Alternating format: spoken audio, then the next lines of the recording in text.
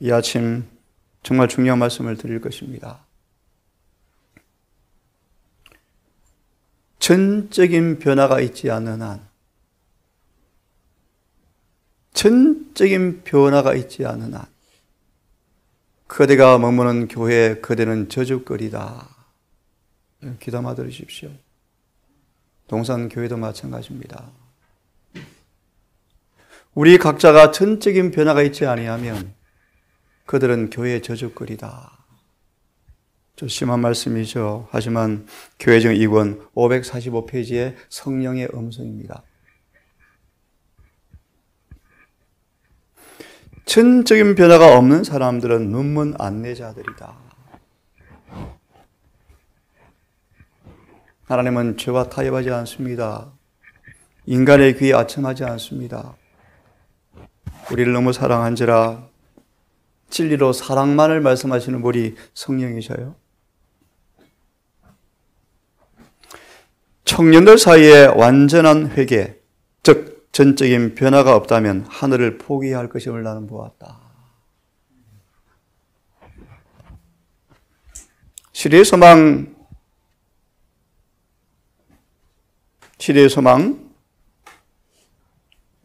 잘 아시는 말씀처럼 92페이지에 메모해 놓으십시오.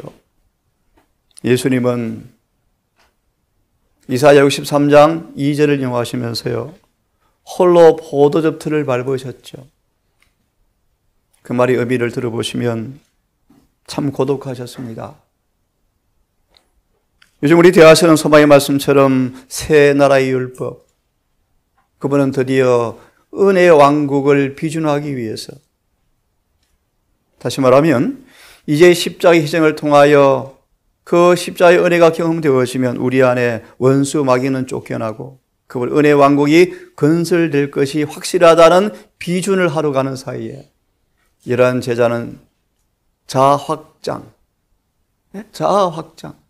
사탄의 왕국의 기둥이 그들 속에 서 있어서 경쟁과 다툼으로 일관하고 있죠. 결정적 변화가 없다면, 소망 92페이지는 말씀하시기를 인류의 원칙과 목적에 결정적 변화가 없는 한 모두가 다 잃어버린 바 될 것을 주님께서는 아셨다.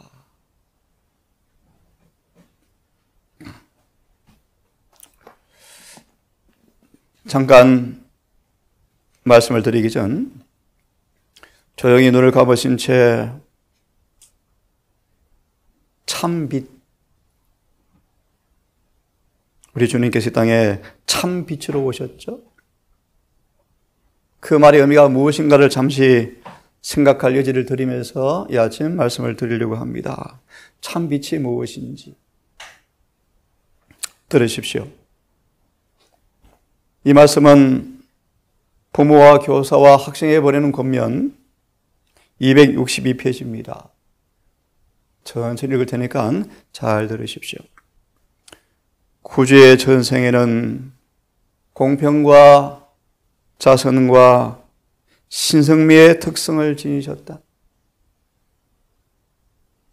주님은 선하심에 대한 우리의 모본이시다. 사람들은 주의 봉사의 생애 초기부터 하나님의 품성에 대한 더욱 분명히 깨닫기 시작했다. 참빛이 비추고 있습니까? 그리스도께서는 당신의 교훈들을 당신 자신의 생애로 실천해 보이셨다. 주께서는 고집하지 않는 조화를 보이셨고 인색함이 없이 자선을 베푸셨고 감상주의가 아닌 온유와 동정을 나타내 보이셨다. 그리스도께서는 매우 사교적이었음에도 불구하고 난잡한 관계를 용인하지 않는 단호함이 있으셨다. 그분의 절제하는 생애는 편협심이나 깐깐함이 용납되지 않았다. 주께서는 세상 풍습에 순응하지 않으셨으나 가장 비천한 사람들의 빈곤에 주의 깊은 관심을 보이셨다. 그보다 경건의 비밀이요. 하나님의 품성의 모습을 의미하죠. 그렇지 않다는 이가 없도다. 육신으로 나타난 바 되시고 영으로 어렵다 하심을 받으시고 쭉 내려가셔. 그는 자기를 비어 종의 형체를 가지시고 사람들과 같이 되셨고 사람의 모양으로 나타나셨으며 자기를 낮춰서 죽기까지 복종하셨다.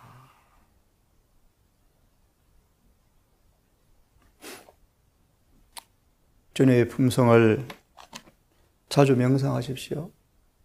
그것이 빛입니다. 빛. 그래서 다시 한 말씀을 좀 보고 이 아침 시작합시다. 사무엘상 10장을 펴시기 바랍니다. 사무엘상 10장을 다시 펴서 다시 복습을 합니다. 9절의 말씀. 이 아침 드린 요제는 결정적 변화, 전적인 변화, 우리 마음속에 새 나라 율법이 확연히 깨달아지고 경험되어지는, 인식되어지는 시간 되기를 진심으로 바랍니다. 우리 주의 피를 통하여 죄 사함받은 사람 속에 이루어지는 그 나라가 어떤 나라인지, 새 나라 율법이 어떤 나라인지, 경쟁과 다툼은 전혀 찾아볼 수가 없고 완전한 사랑 안에 연합되어지는 그 나라, 그 법, 서로 종이 되어 섬기는 그런 나라, 자무와 희생이 실천되어지는 그 나라, 그 율법이 새 나라의 율법이죠. 10장 9절을 통하여 아침 전적인 변화, 결정적 변화가 뭔가를 좀 보려고 합니다. 그가 사무엘에게 떠나려고 몸을 돌이킬 때 하나님은 사울에게 큰 책임을 주기 전 그를 안전장치를 준비해 두었답니다. 그것이 뭔가 성령의 임함을 통하여 새로운 변화를 경험케 했답니다. 무슨 말인가 하면 대다수 인간은 번영과 교만으로 타락할 것을 그는 아셨죠. 높은 지위가 그를 어떻게 아첨할 걸 아셨죠. 환경의 변화가 그에게 어떤 죄를 유발시킬 것을 그는 아셨죠. 주님 그에게 높은 책임과 의무를 주기 전 안전장치를 주셨어요. 대쟁투의 현장에서 그의 의무가 무엇인지, 어떻게 주님께 의지를 굴복시킬 것인지, 어떻게 사단을 저항할 것인지를 먼저 알고 난 다음에 왕으로 등극시키셨죠. 읽어봅니다. 몸을 돌이킬 때 하나님께서 새 마음을 주셨고 그날 징조도 다 응하였더라. 이 키포인트입니다. 키워드입니다. 새 마음을 주셨다. 소대의 말씀을 들었습니다. 결정적 변화가 없으면, 전적인 변화가 없으면 저와 여러분들은 교회 저주거리다. 하늘 포기해야 한다. 그런 사람들은 가짜 목사들이다. 가짜 논문자들이다. 주석을 펴십시오.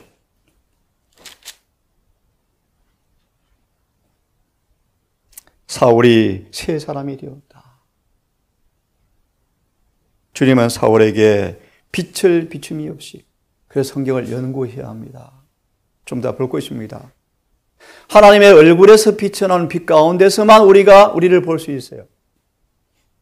왜 좀처럼 회개하지 않고 좀처럼 변화가 없는가? 자신의 횃불 아래 걸어다니기 때문이에요.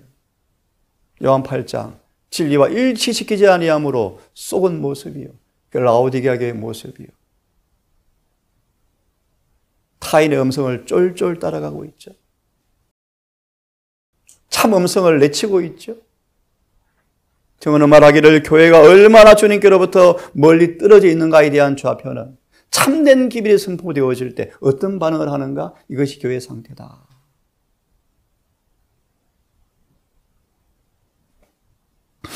주님은 사울에게 빛을 비춤이 없이, 이 빛적 빛이, 여러분 기억하시오. 요한복음 8장입니다. 빛이 있을 동안에 빛 가운데 다니십시오. 곧 어둠의 시간이 옵니다. 성경과 정언할 설교를 마음껏 들을 수 없을 때가 옵니다, 여러분. 홀로 처할 때가 옵니다, 여러분. 빛을 비춤이 없이 그를 높은 자리에 홀로 두지 않으실 것이었다. 그는 새로운 부르심을 받을 것이었고 이를 위해서 성령께서 그에게 임하셨다. 그 결과 그는 새 사람으로 변하였다.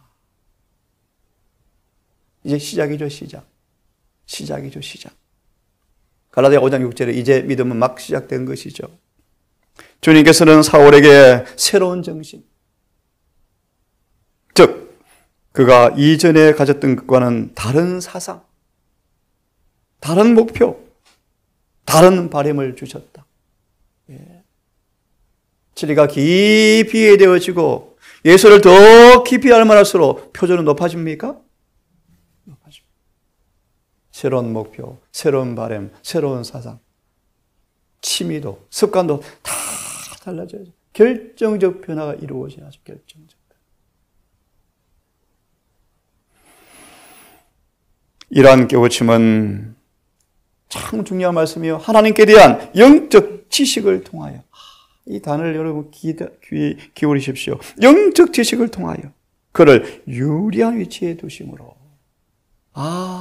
이러한 변화를 주신 분이 그분이시구나, 그분의 뜻이구나, 그분의 정신이구나, 그분의 마음이구나, 이분이 하나님이시구나, 라는 그런 지식을 통하여 유리한 위치에 두셨다. 대쟁투에서 뚜렷하게 의무를 이해하게 되었죠. 특별히 중요한 말씀, 그의 의지를 여호와 하나님께 묶어두기 위해서 성령께서 임하셔서 은혜를 주셨습니다. 슬프게도 사울은 이 주의 부르심에 택하심에 순응하지 않은 관계로 멸망하여 버리고 맙니다. 그렇죠? 자, 그러면 시편 90편을 빨리 펴십시다. 조금 속도를 내겠습니다. 시편 90편 8절 제가 바로 펴서 읽습니다. 우리 가족들은 잘 아는 성경 구절의 말씀인데요. 90편 8절에 주께서 우리의 죄악을 주의 앞에 놓으시고, 사도 바울이 다메섹 도상에서 이 경험을 했죠. 우리의 죄악을 주의 앞에 놓으시는 순간, 이사야 6장의 말씀이죠. 화로다 나는 망하게 되었도다. 바울은요, 눈이 멀어버렸죠. 눈이 멀어버렸죠. 왜요? 그게 영적인 사물을 보게 하기 위해서 육신의 눈을 장님으로 만들었음. 하나님의 사랑을 잘 이해하십시오.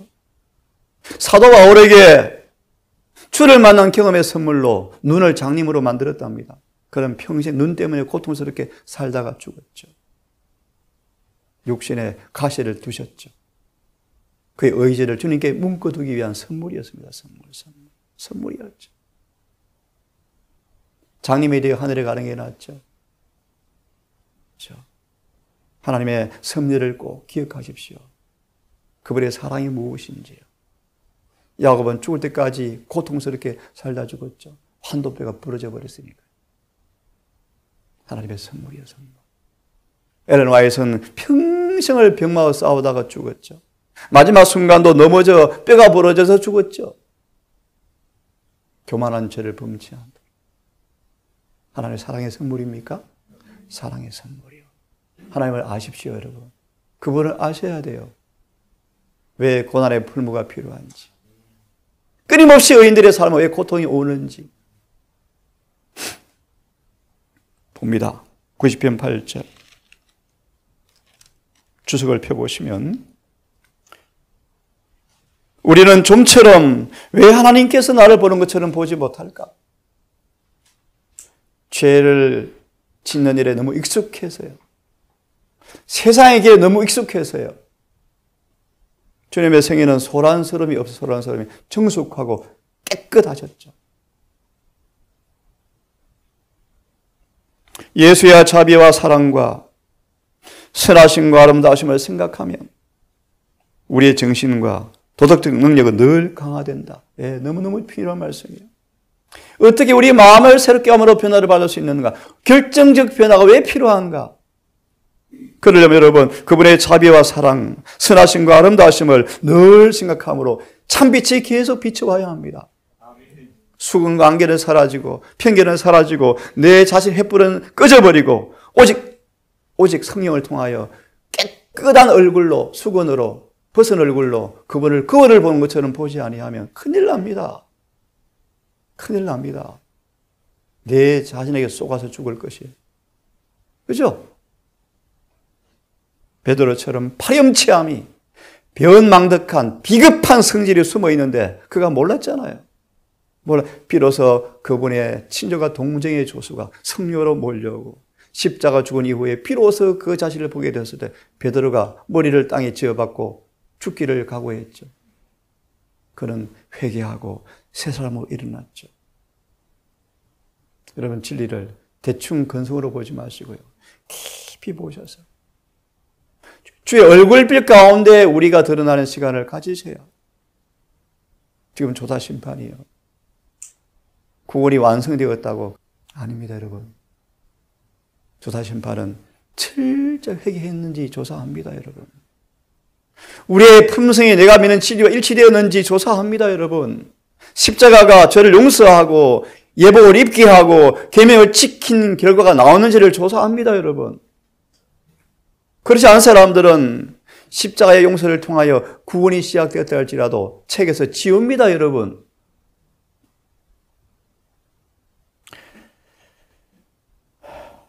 우리 마음이 그리스도의 사업을 하고 순종하는 자녀가 되도록 계속 연단을 받는 동안, 이 말씀이 좀 부담스럽습니다. 계속 연단을 받아 계속.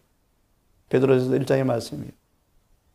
하나님의 시련이 없어질 것보다 더 귀하여 계속 믿음의 시련을 받죠. 왜요? 주님의 기억할 그분의 손은 우리가 속죄가 완성될 때까지, 쉽게 말합니다. 완치될 때까지 손이 쉬지 않는데 계속 우리를 갈고 닦으셔요. 갈고 닦으셔요. 그렇죠? 야곱은 평생을 그렇게 살았죠. 그래서 하나님을 오해하지 마시고요. 하나님은 그런 분이세요. 그런 분. 우리를 절대로 죄 있는 채로 구원할 수가 없는 분이세요. 결함을 놔두고 의로 덮는 분이 아니세요, 여러분. 결함을 치우시고 의를 채우시는 덮는 분이세요. 허물의 사함을 얻고 죄가 가려우신단 말의 의미는 그런 뜻입니다, 여러분. 의로 우리 속에 채운다는 말의 의미가 덮는다 뜻이에요. 계속 연단을 받는 동안 그들은 습관적으로 다음과 같은 질문을 하게 될 것이다. 새벽 눈을 뜨자마자 큰 소리 외침이 기억이 났습니다. 여러분, 지금 무르익어서 추수를 기다리는 영혼들이 바벨론에 많이 있나요? 있어요. 지금 추수꾼들이 준비가 안 되었습니다. 그 말이 의미인즉 셋째 천사의 기별을 경험한 사람들이 추수꾼이에요. 그 말이 의미인즉 그들의 삶에 늦은 비를 받을 사람이 되어야 한다는 것입니다. 그래야 추수꾼으로 나가서 외치면요, 지금 주님께서 교회 영혼들을 데리고 올 수가 없습니다. 라오디가 교인들 만들게요? 사교 집단 만들게요? 아니에요. 죄를 승리하고 이기고 예수님 되므로 계명을 지켜 그분의 품성을 닮은 사람들에게 늦은 비를 주어서 추수를 기다린 영혼들 앞에 큰 소리 외치는 게 늦은 비 성령 운동이에요, 여러분. 그때 늦은 비 일꾼을 통하여 참 빛이 환하게 비칠 거예요. 계명을 지키는 사람들의 품성을 통하여 그들의 죄가 드러날 거예요. 그게 침례 요한의 사명이었죠. 거룩한 자가 된 요한이 기별을 외치자 사람들이 깜짝 놀라죠. 새로운 사상을 깨닫죠. 새로운 빛을 깨닫죠. 새로운 생각이 일깨워지죠. 이렇게 대충 살다는 하늘에 못 가겠네.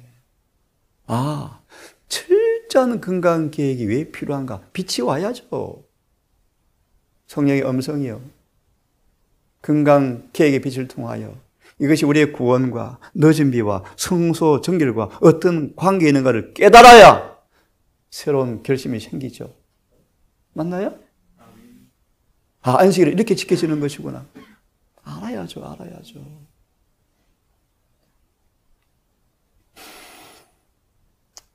계속 연단을 받아서 습관적으로 이런 질문을 해야 이것이 주의 길을 맞는가?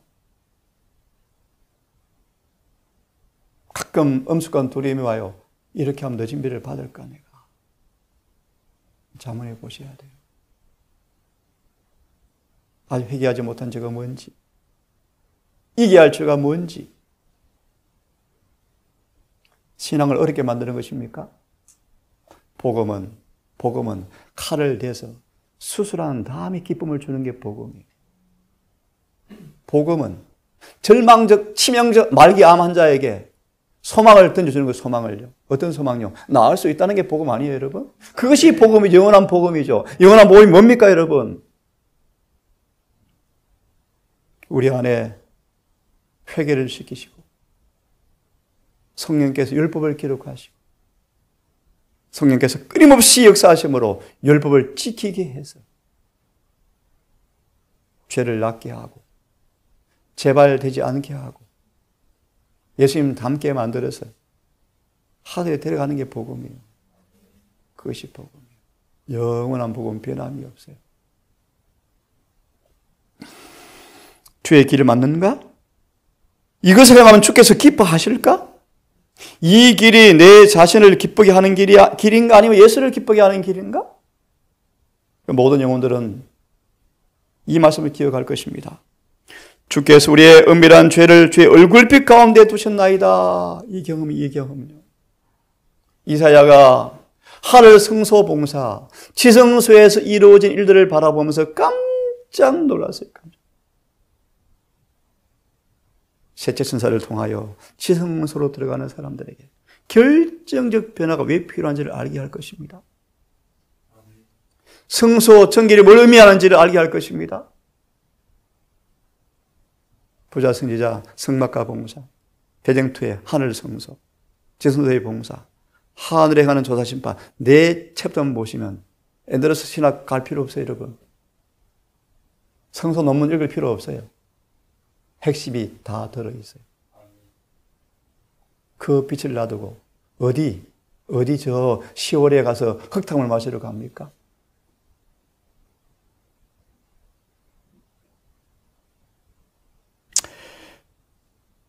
예수를 기쁘게 해드리려면 생각과 행동 양식에 결정적 변화가 필요한 사람들이 많이 있다. 이걸 느끼려면 옷 빨가 벗기고요. 한 번에 수십만 수백만 하는 CT 촬영에 들어가 보셔야 돼요. 그래 숨은 죄가 드러나죠. 그죠? 결정적인 변화가 필요한 사람은 많이 있다. 그래서 우리 청년들 끊임없이 말씀을 연구하셔야 돼요. 그래야 빛이 안 꺼지고 자꾸 닦여서 계속 연단을 받아서 점점 높은 표준으로 올라가요. 제가 말씀들을 많이 가져왔는데 읽고 또 내일 좀 하겠습니다. 우리의 죄를 하나님께서 보시는 것처럼 하나님 빛 가운데서 좀처럼 보지 못하고 있다. 왜 그렇습니까? 하나님께서 보는 것처럼 좀처럼 죄를 보지 못. 왜요? 그 다음 보세요. 타인의 음성, 사람들의 목소리에 익숙한 사람들이어서 그래요. 편견이 꽉 차 있죠. 많은 사람들은 사탄의 권세 영향으로 죄의 길을 추구하는 습관이 들어있고 오늘 찾지 못하겠네요. 그들에게 죄를 덜 추어내면 화를 낸다. 요한복음 6장의 말씀이요. 어렵도다. 누가 이해하랴? 주님께서 말씀하시기를 이 말씀이 너희 속에 걸림돌이 되었느니 예내신 시대의 소망 말씀하시기를 그들의 죄를 덜 추자 성이 났다. 화가 났다. 그들의 생각은 사로잡혀서 사탄의 악한 영향을 받고 있다. 무섭죠? 누가 2장의 말씀에 제사장들에게는 사탄의 영이 주입되어 있었고 시므온에게는 성령이 역사하고 있었다. 하지만 그들이 중요한 말씀 빨리 읽고 마칩니다. 은혜와 능력 안에서 그들의 마음을 사탄의 유혹을 대항하는 위치에 놓으면 하나님의 성령의 감화를 받게 되어지고 그들의 지성은 청결해지고 양심은 마음은 예민해진다. 아멘. 그 다음에 비로소 죄가 실제 모습 그대로 나타나 심히 죄스럽게 보인다. 그러면요, 바로 숨은 죄가 바로 얼굴빛 가운데 놓이는 때가 바로 이때다. 여러분, 조사심판요, 대속죄의 의무가 뭐예요? 숨은 죄까지 드러나도록 기도하셔야 돼요. 그래서 두려워하라 그러는데 두려워하지 말래요. 완성되었다고요. 그게 진노의 포도주 아니에요, 여러분? 그들은 즉시 죄를 자복하고 회개하고 죄를 부끄러워하게 된다. 가슴을 치고 울죠. 주께서 죄를 드디어 얼굴빛 가운데서 미가 7장 7절 9절이요 등 뒤로 던져버리신다. 오늘 여기까지 하겠습니다. 여러분, 결정적 변화가 필요해요.